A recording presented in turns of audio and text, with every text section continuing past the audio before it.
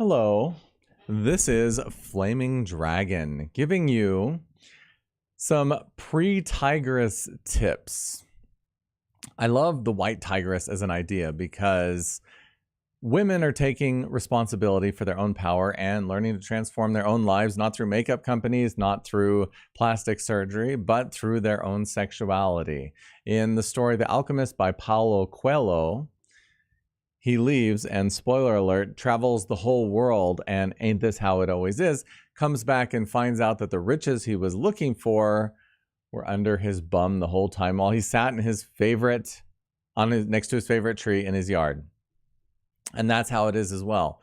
We create with our bodies, with our energy, with our transformative, transmutable power within our immortal bodies, these substances and powers that will enable us to get everything we want if we are willing to follow the rules and the laws that are universal to make them happen, to not get cast out of that Garden of Eden and to remain there forever or as long as possible.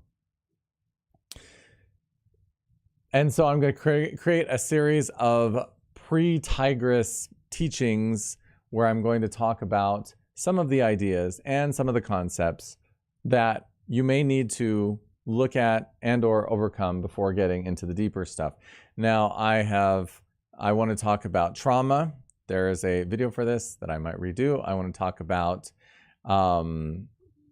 consent. Those are two fundamental topics, and so you'll see those here soon. But in addition, what I want to chat about right now is the fundamental energy desire of pleasure. And are we able to go into it? And to be honest, I have been shy about this for a long time. I have been holding back, and I've been noticing even I, after working hours and hours and years and spending so much money, so much time focusing on it, still have issues around shame, around fear, around not accepting my own sexuality or even my desire for pleasure. And the thing that happens is when you start asking people, hey, do you want to engage in pleasure with me? All the red flags go up, all the signs go up, and so often people say, no, oh no, I don't want pleasure. I don't want to explore pleasure. I'm not open for pleasure. Which is surprising. You would think that everyone would be down for pleasure of any content at any moment. But no, we are not. We are afraid of pleasure quite often, and we don't know where to find it. And we feel it traps us, and there's all sorts of pitfalls and hidden pains if we go for pleasure. This is illustrated in Erica de Jong's amazing book, which I highly recommend the first 20 pages of, because that's where everything is called Fear of Flying. And she published it in the early 70s. And it basically talks about the fear of flying. First of all, she is afraid of flying. Second of all, the fear of flying as the metaphor. What happens when we're flying, right? Not just in an airplane, but in a hang glider or a paraglider or something like that. When you're flying, you are out of control. You are relying on the elements. You are no longer yourself. You are transformed. You are a different being. And that fear of flying penetrates us all to some degree or another in the Western world, because whenever we flew, whenever we were letting go of ourselves, whenever we were diving into our bodies and releasing and deciding to go to different heights, we got in trouble. We started screaming, we started running around, we started yelling, and our parents didn't like that. Caregivers said, be quiet, hold still. And then that continues our whole lives. Then when we want to play as children, and how do we play as children? Sexually. We play with our bodies, with ourselves or with others. Then we get the same messages pounded into us around our teenage years quite often. And that continues. And so we play quietly and reservedly as adults. And so this shuts down our whole exploration and expansion into pleasure. Now, if you're looking at the entire idea of, should I explore pleasure? Should I dive into it as a tigress? Should I take advantage of my pleasure? Should I explore it? Should I open up to it? And what happens if I do? Can I heal my shame and my guilt and my fear around my sexuality, and understanding that My body doesn't belong to myself, belongs to society, belongs to my father, my mother, whoever, belongs to my husband. Can I let go of that? Can I let go of I'm ashamed to make noise? I'm ashamed to be loud. I'm ashamed to get in people's faces. I'm ashamed to confront people. Now, there's a huge difference between aggression, and I can talk about the aggression of taking space versus the assertion of taking space, and I will do that at some point.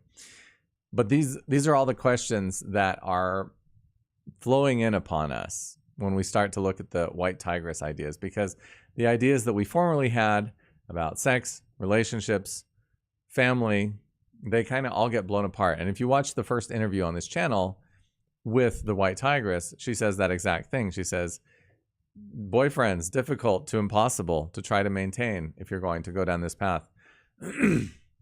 And children are a real challenge because they have to be planned in or scheduled around this, and you kind of have to decide which path your life is on. And I've known many powerful dakinis, tantrikas, tigresses or would-be tigresses who decided to not go that route of pleasure, just like I know,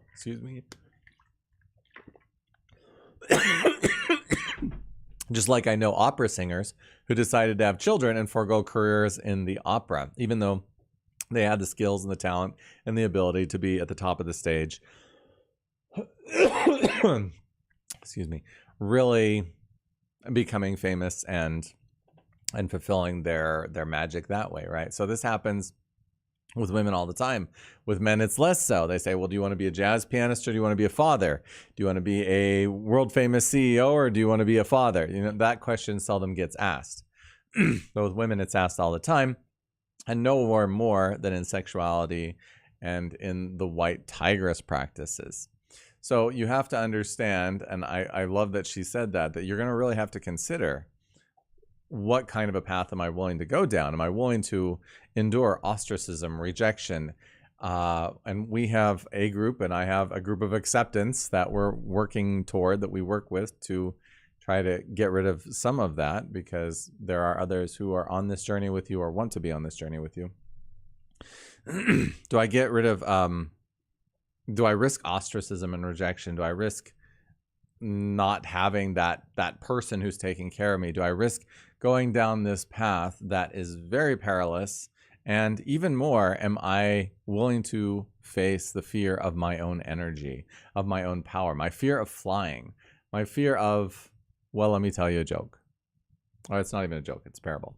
A bunch of chickens went to a flying seminar, and they spent the weekend there flying and soaring high above the barnyard and enjoying the miracle of flight, and then they all walked home. And that's exactly that. Are we willing to fly? Are we willing to be seen flying? Are we willing to continue flying? So many of us go to workshops or courses, and there we learn to fly, and we'll do it briefly, but then we get home and it's like, well, I can't fly here, of course.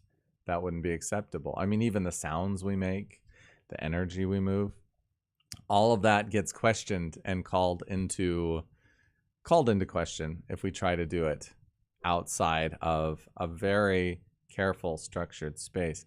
And so as tigresses deciding to use that energy, and I've always been a fan of sugaring, because basically it takes the question of relationship, finances and relationship, and puts it front and center. So I love that there was this new thing that came out that said we're going to start talking about money, and we're going to start manifesting money through erotic and sexual energy. I love that.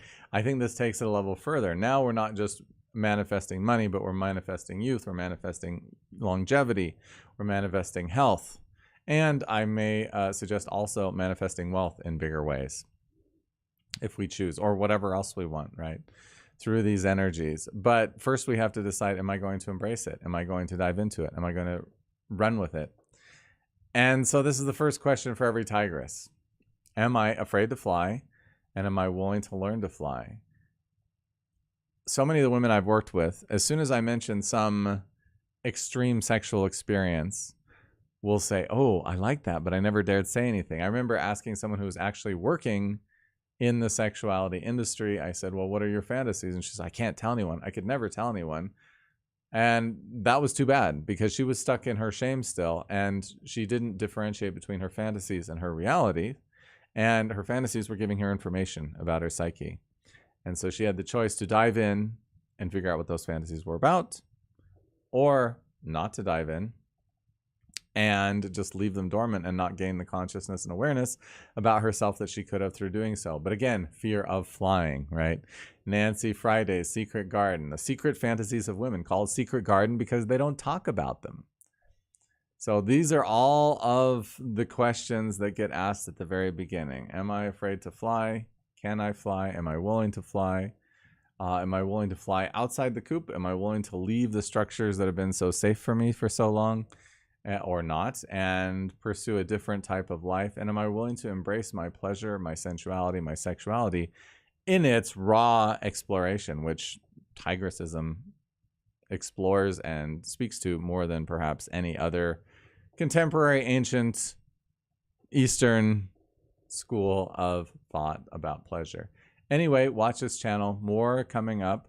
If you do want to know more, you can send me an email or comments below, and we are gathering those who are interested in learning more about this and holding space so that the tigresses may be free and get what they want from the white tigress systems. All right, if you are a tigress, please reach out to me because I'd love to interview you and talk to you about these things. We can blur you out or do whatever you want for your anonymity. I know it's not always safe.